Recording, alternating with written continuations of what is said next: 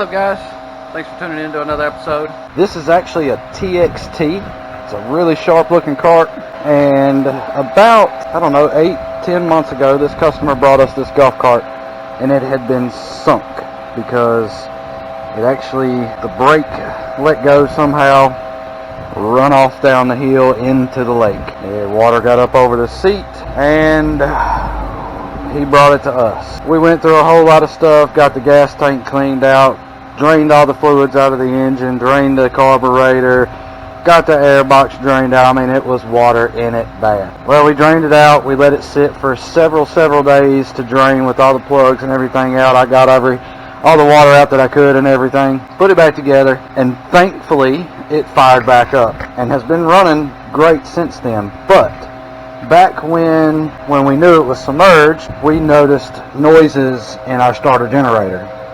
And so I'm going to turn this thing over now and let you hear what it's doing and what we're going to do to fix it.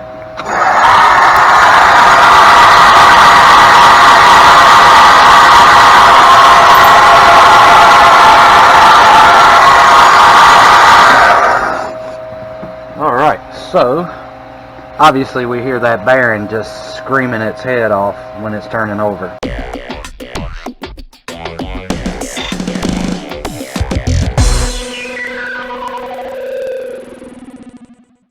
Scan this QR code, guys, takes you to the website.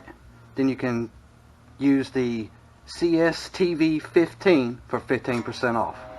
And normally we would probably get this starter out and knock that bearing out and put one in, but being that the customer, you know, went through all the trouble of getting the water out of this thing, they said go ahead and let's just put a new one on it if that's what the case is. So that's exactly what we're going to do. We're going to knock this thing out and put the new one in, and it's pretty simple to do, really, because all you got to do is loosen up your belt adjuster here. Once you get your belt adjuster loosened up, get your belt out of the way, get your power wire off of it, get your power wire, get your ground, starter will come out, throw your new one in, reverse the process, and tighten your belt back down and take off riding again. So that's what we're going to get done here, guys, and we will be back with a new one on and take this thing for a ride. I would like to also mention that the RXV uses this exact same setup, and this will be the exact same process for the EZGO RXV gas. Alright, guys, so we got our starter generator out of the EZGO here. One thing that you got to do before you install the new one is the old one is going to have your belt adjustment rod on it. So there's a little clip on the outer part that you got to pull off of the rod. Flathead screwdriver probably pop it right off. Sometimes I get pliers after it too if I need to, but just remember that this is on the inside of the starter generator, not out here. You got to flip it on the inside like that right there when you put it on the new one.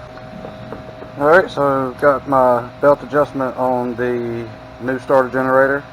And the last thing you do before you put it in the cart is do your looper wire. And you get that off of the old one as well. Looping cable right here. And then you make note of where, what the letters are, what they correspond to. Put it the same way on the other one. Then you're ready to go back in the cart. Alright, guys, so you can see right down in there that the belt adjuster sits down in a little plate. Get your two bolts that are back here in the back. One on this side, one on this side. Get them in, get the bolts finger tight there. Get your belt wrapped back around. Then you get your belt tension on the starter generator at that point. Then you can tighten your bolts in the back the rest of the way down. Put your power cable on, put your ground cable on, and let's see if this thing will fire up, or at least turn over for the moment. Look at that, quiet as a mouse.